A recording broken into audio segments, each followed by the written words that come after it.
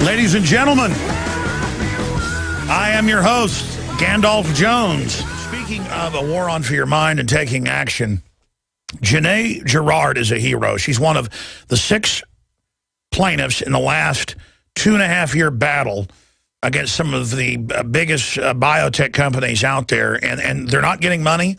They weren't plaintiffs for judgments. She wanted to be able to get this test for breast cancer and was unable to get it.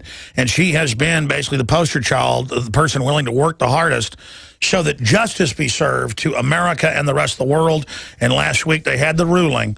And here's the ruling right there. It's the size of a good-sized town's phone book.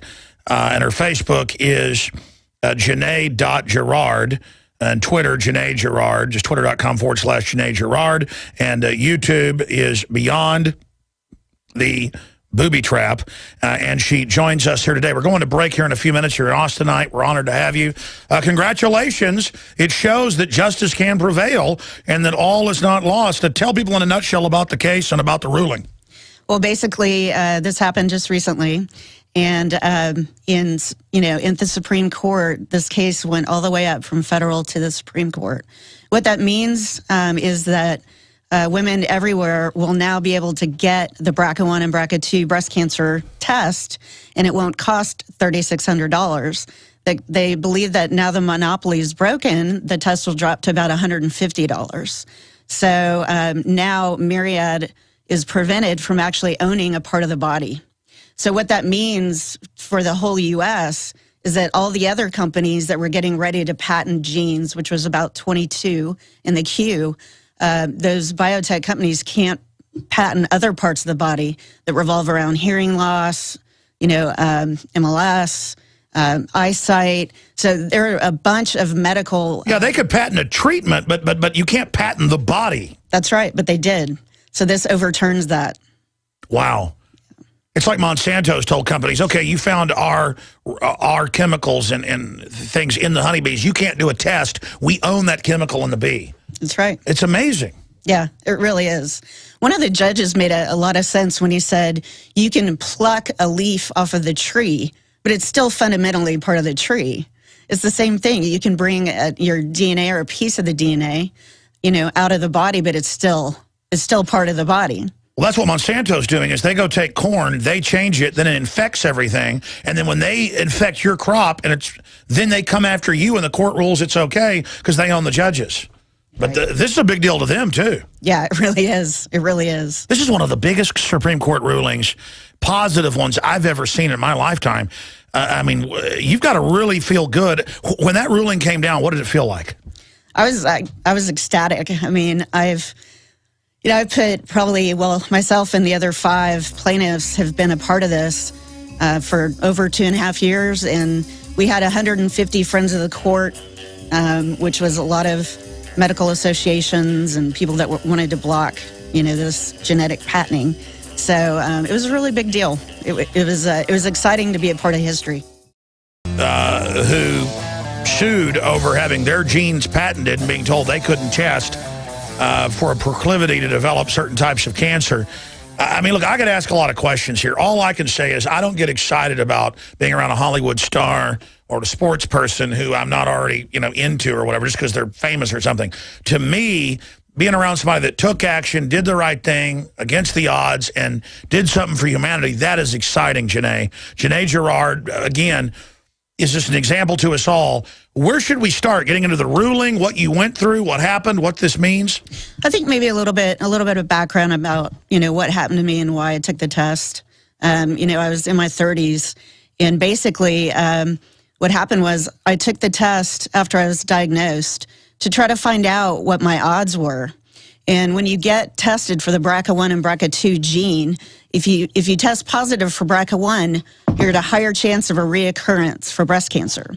If you test positive for BRCA2, then that means you're at a higher risk for not only breast cancer, but ovarian cancer. So when I tested positive for BRCA2 at 38, and I was divorced and I hadn't had children, that meant that my biggest odds in my favor would be to go ahead and get a double mastectomy and my ovaries out. Well, that's why I wanted the second opinion. But Myriad Laboratory would not run the test again. They refused. And so I couldn't get a second opinion. So I had to make decisions, very, life felt decisions based on that one test in my 30s. So that was a really, really big deal. There were other women in the case. One, they wouldn't accept her insurance. So she even if you have the money, they won't take it. I mean, exactly. It's just like, how many, and then they've patented our genes. Yeah. Yeah. So it was just really hard because I was trying to make the best decisions for myself. And, at that time, there were other companies that were able to run the test, including Syracuse University. But Myriad would slap a cease and desist order on anybody that would run that test. So you didn't have many options. Also, what was frustrating... Boy, do they look bad now. Yeah. The other terrible thing was Myriad requires you to watch a video, and that video was very forceful on scare tactics to try to get you to take the test. So literally, they play this video, and it's horrible. I mean, it's it's definitely a scare tactic. And they sure lobbied to try to suppress this. I brought up Angelina Jolie to you, who I politically don't particularly like, but the larger issue is, why is breast cancer exploding? Why is there never a discussion about that? Why don't we find out what's causing it to increase? Because the genes are there, but it means when this environment changes, the proclivity goes up. Yes, part of it's genes, nature, but most of it is environment and nurture. Yeah, I agree with that. I agree that we're not, I don't think our energies are in the right direction, really. I mean, I as somebody that has people that are, dying around them, at young ages, it's very frustrating.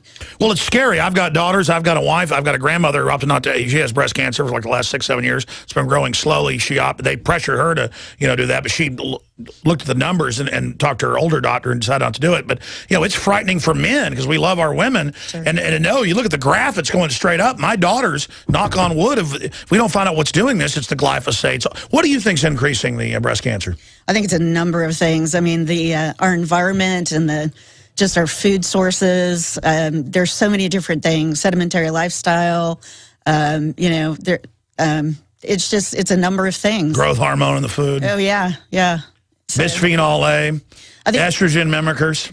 Yeah, oh yeah, big time. I think that the top version of tumors is ER positive, over 88%, I believe now. So that's all estrogen driven. So yeah, when girls are going into puberty at 7, it's going to accelerate the aging of the sexual organs. I mean, it's... Well, we had over 219,000 women diagnosed last year with breast cancer total. So, I mean, that's a huge number. Yeah, I was looking. It's like up 3,000% in the last 50 years. Yeah, it's crazy. Well, let's never discuss why it's up, though. I know. So my issue is I agree with women's right to have things removed if they want to. My issue is they're only pushing that option. They're not saying, let's find out what's doing it. I really believe that Big Pharma plays a huge role in this. And that, if you look at how much the oncology drugs are out there, I mean, some of them are over $1,000 a vial, just for a 30 ml vial. And if the more and more you look at it, I mean, that's one of the most illegal imported substances over cocaine right now is illegal oncology drugs because they make more money on them. So they'll cut a vial by, a third and add sodium chloride that wouldn't give the patient a reaction. And so they're bringing those across the border with holograms that match the incredible. I want to talk about the court ruling with this hero on the other side, Supreme Court ruling, saying you own your genes. I mean, this is justice. Ladies and gentlemen, we have to get on the march, and we are getting on the march. A couple issues. She didn't even come here to plug this, but it's one of the top breast cancer books out there, and it educates people about all this. It's off the rack. Bookstores everywhere, off the rack. And I commend her for writing that. You can follow her on Twitter at Genae Girard, twitter.com/Genae Girard, and she has links to her Facebook right there. I mean, like Bloomberg's like, look, he says they're poisoning the water, and then he sells water filters. Duh. I mean, I'm selling what I believe in, what I do personally. I mean, look up, just type in Harvard study fluoride. Bone cancer, soft tissue cancer, 7-fold increased bone cancer. Some of the soft tissue cancers, 15, 20-fold. Go look it up. Type in Harvard study Fluoride. Yeah, there it is. Impact of fluoride on neurological development in children. Harvard. You know, we're talking 20-point IQ reductions. Read it. Read it. I'm saying take it out of the water. I'm saying stop these cities. I'm ranting. She's going to be on the nightly news tonight to really get into detail on all this. And we've got the whole Supreme Court ruling right here. You've got the floor, Genae. What are the other points people should know about where this is going, what you think's behind it, how big a deal this ruling is, what happened behind the scenes, and just how far-reaching this is? Because they say this affects Monsanto, everybody. This is a devastating victory that you've engaged in here. It really is. It affects everybody in the country. You know, in the beginning, it was a little bit of a difficult uphill battle to educate everybody on what this was about, because no one really believed that our U.S. government allowed one company to patent a part of the body. But what this means is, because they declared it unconstitutional, that basically means that every other laboratory, every other bio company cannot basically patent a gene and make money off of it, because it is a part of the body. So it is wide-reaching. You know, if you look at Myriad, for example, they would run 100 tests a day at $3,500, and they banked all of our breast cancer genes since they've been in existence. So, I mean, how does that retard research? You know, I mean, how do we know where instances of breast cancer are popping up, you know, more frequently? It's just crazy. It's crazy. Monsanto used that, again, to block investigations of what they're doing. Right, right. Yeah, because when you patent that gene now, nobody can look at it. That's right. Oh, I tell you what, talk about a cover-up. I mean, yeah, it was. Why do you think the Supreme Court did the right thing? They usually do the wrong thing nowadays. Well, we had our fingers crossed, let me tell you. I think they felt, honestly, I think they felt a lot of pressure from the science community and the medical community especially. And I think they want their kids to get these treatments. Oh, yeah. Yeah. Totally. So I think they were feeling a lot of pressure. And, you know, there was a Prometheus case just before this that was similar. And so, you know, they have to follow precedents. So, you know, I just really think they're feeling a lot of pressure on this one, especially since there were about, you know, 20 to 22 genes that were in the queue to be patented. So. And again, people go, hey, it's a free market and it's a company. And they didn't patent a treatment for something, which would be fine. And we're all for, you know, funding whatever works. They are patenting your genes, my genes. I agree with that. You know, I'm an entrepreneur, and so if they developed a system to be able to isolate a gene, you could patent that, you know, or trademark that system. That's one thing. But they were literally extracting a gene and calling it theirs. And so that's the difference. That'd be like if somebody dug up gold and went and patented gold and said, now you can't have it, I own all the gold. Right. Exactly. I mean, it's asinine. Right. Wow. But what upset me is I've seen foreign courts and other courts had ruled they could do this. Mm-hmm. So I'm glad it got struck down. Yeah. Yeah, I was extremely excited. You know, it's been an uphill battle for a lot of women. This opens up the door for more women to be able to get, you know, testing done and be able to make wise decisions based on their hereditary disposition. Mine happens to be where I have cancer that runs in my family, so that's why I got the test originally. But what did you decide to do after you did? I went ahead and got a double mastectomy, and I went ahead and got an oophorectomy, which is my ovaries out. I know that's a tough decision. I can't say what I would do. You know, my only issue is I'm concerned, though, because it's a double-edged sword. There's other lobbies in big medical that are now going to use this, you know, to scare women that have had the test. Kind of like you said, their video was scary. And then, again, it'll all be about mitigating things instead of asking, because I understand that you're predisposed with the genetics, but it's other things that then turn that on and accelerate that, because people have the genetics you had before, and this wasn't happening anywhere near these numbers. So my concern is that, okay, now we say we own our genes, this is a big victory, but now they're just going to move in and make money the other way. It's just, I mean, I want to like reverse this. I don't want to find the cure, which they're never going to really find. I want to find why it's happening and stop it. I agree with you. I'd rather do that than throw drugs at it. You know, I mean, let's figure out what's causing these issues and go after it. I mean, I've got people in my group, my breast cancer group, that are marathon runners that have been in shape and eating well all of their lives. and like they're coming down with it, you know, in their 20s and 30s. It's a total epidemic. It's crazy. Yeah, you could, again, there's different types of breast cancers, obviously, but 3,000% increase in the last 50-something years is a low number. I mean, some pediatric cancers are up over 10,000%. And kids didn't used to get cancer. Now it's epidemic. And then you go to third world countries, none of them have this in the middle of nowhere. I mean, we know it's the glyphosates literally turn on cancer. I mean, it's amazing, all the studies on that. Then you add in the fluoride and the toxins and the GMO. Well, there's another problem, too, that people don't talk about. The doctors push the tests.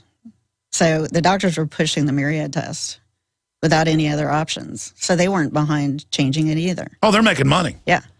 So that was a big problem. It's disgusting. It is. It's disgusting. I mean, my dad, went to medical school, and they were told you're supposed to give a third of your services for free. There's no government involved. You just do that. And now most doctors don't do that, and then he's the type of minority doctor that does, so he has lines around the block. And then he tries to get clinics, and people give him discounts to help poor people. They just won't do it. It's so cold-blooded. Yeah, it is. It is. And to think, too, like a number of the women that I know that were, trying to get the test run that didn't have insurance, they're sitting around waiting to try to, get a grant or something like that. And, I mean, that's ridiculous. You don't have time to, sit around and wait when you have cancer to try to make decisions. I'm surprised there hasn't been a move politically to destroy the stock of that company as a political protest, because, that would be a good lesson to these like Bayer Pharmaceutical that knowingly had HIV and hepatitis, and the factor rate, hundreds of thousands of people ended up getting it and dying. I know. And they didn't get in trouble. I mean, these companies are sick. Yeah. These are sick people. Yeah, they really are. Yep. I've had firsthand experience. And then if there's no charity out there or no goodwill, just pure greed, then the government comes in as the charity group, but they're run by the same people. Yeah. It's like there's no way out. Well, you're going to go do the nightly news here, and after you walk out of this live radio show, you'll probably think, oh, I wish I would have covered that. What else do you want to impart to people? I just want people to know that, to stay aware and to listen and really pay attention to what's going on. Because, a number of people weren't paying attention to what was going on in their own medical community, and they were shocked by the Supreme Court ruling. They had no idea what was going on. And so just to really stay educated about what is going on and stay on the pulse with shows like yours, where they can see what's going on and make a difference. They can speak out and they can, rustle feathers and create a ruckus. So I think that's very important. People don't need to be sheeple. They need to get out there and make a difference.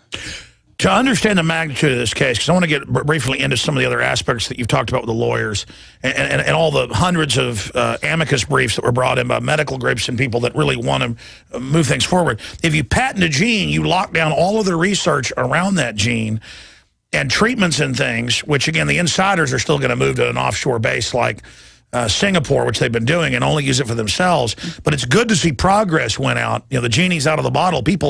That's my hope. People are really going to demand progress, and that's what's going to lead us into a cleaner industrial age, lead us to the stars. I mean, that's the answers is in the stars, and that greater potential. I mean, that's what I fear, not my own physical death. I fear the death of the species or not reaching that incredible potential. I just have a dream for everybody else that's going to come after us, like my ancestors had a dream. But you have helped by taking action. One of the first people to call for this. I know you don't like to brag about yourself, but helping initiate a lot of this. If you wouldn't have done this, they would have probably gotten some bad case law and gone, this is a big deal that now we can study genes and try to help people instead of these companies locking them down for themselves. That is. It's not even about them saying we own the gene. It's about saying nobody else can look at this. That is a war against progress. It's a monopoly. It's a total monopoly. It's a monopoly of the human body. That's a huge ruling. Yeah, it is. Have you had a chance to read it all yet? I've read some of it. I've read quite a bit of it. A lot of it's legal jargon that is a little out there, but it's pretty amazing. I've read the synopses and talked to some of the constitutional lawyers. They say it's good. Yeah. And I was really surprised. I was looking for some sneakiness in there. I'm telling you, to everybody at the Supreme Court and the government, everybody else, and the NSA, you're going to destroy all our futures if you don't start doing the right thing on every front. Okay? That's what we need to do, and stop letting fat cat monopoly insiders ruin our world through fraud. I'm all for profit. I'm a libertarian, but these people are the opposite of that. They are the problem. Yeah. What are you going to talk about on the Nightly News tonight, Genae? Well, I'd like to talk about the ruling, but I'd also like to talk a little bit about my experience and how it affected me, and how it affects, all women, and just how excited we are, and how the change is going to come down the pipeline, what that looks like. Yeah, I don't feel like I should apologize to Angelina Jolie, but almost seeing the press coverage of her, some people saying, hey, you might be working with these companies trying to make money. I never went there, but it's almost like I get mad at her because of some of the things she's done, being a warmonger in the name of peace and pushing globalist agendas. Maybe she's a useful idiot. But then I look at what it would take. I don't think it would be a lobbying or money issue, and there was no evidence of that, for her to have her breasts removed. I think that shows, with her mother dying young at 50-something, the horror a woman's going through of, you're going to probably, 90% chance or whatever, get this cancer, and going and doing that. Yeah, it's definitely fear-driven, and I believe it's a very personal choice, per situation, per woman, to make that decision. But yeah, the fear when you've got multiple, people in your family that have been diagnosed, it's pretty scary, because sometimes you can live day to day just, dreading. Some people decide to get more proactive about getting their, tests, like their mammography and things like that.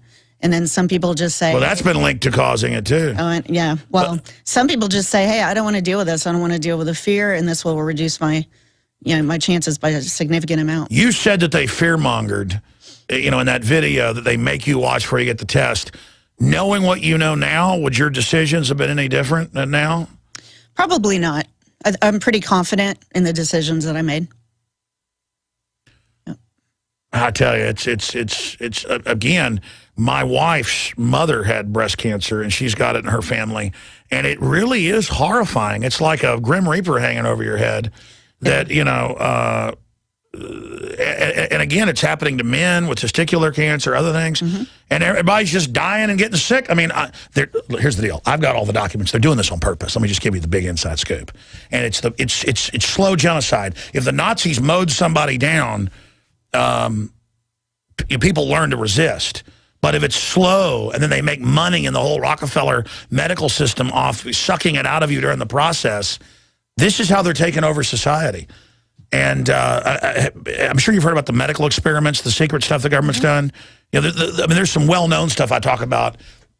Atomic soldiers, foster kids getting radiated, black men syphilis, Tuskegee. But that's nothing. I mean, those are horrible cases, but nothing compared to larger programs. Like they ordered 220-something chemical weapons dumps blown up in Iraq and told everybody, take your mask off, because they knew the detectors were going to go off, because they couldn't control the bureaucracy of the Army, but they still ordered it and tell them, oh, it's a false alarm. And then some numbers are 50+ thousand troops have died from it. They've done autopsies. It's nerve gas. Now, why would they want to do that to our troops? Why? Yeah. I mean, why would they say, take your mask off? Why would they tell them it's safe around the World Trade Center? Don't worry, don't wear a breathing apparatus. Of course, I wouldn't believe the government. I said at the time, I said, send to a local church respirators. Day one, people were like, oh, shut up. Government says we don't need it. Why would they tell the firefighters and police it was safe? Because there's too many of us, you see. They see us as roaches. And I say, they're the roaches. They're the roaches that would act like this and do this to people. And I know what they're doing. And we've just got to get over the point and realize that pediatric cancer did not exist. It was like they'd fly doctors all over the country to find a kid with cancer in the 50s. Yeah. It's everywhere now. Well, and I think what people don't understand, instead of calling people survivors, I call them veterans, because the stuff that we go through is like war. I mean, surgery, radiation, chemotherapy, they poison you within 1/8 of your body weight of death. It's like, I mean, the stuff that we go through, it's like, it's unbelievable that we even have, are able to live, mentally, what we go through. How about we bring them to justice? I have a book over there called Eco Science by the White House Science Czar. Do you know what it says in there? It says, let's put stuff in the water to reduce population and sterilize people. See, he's not a very nice person. That's what I'm saying. We have to get to the next level of horror.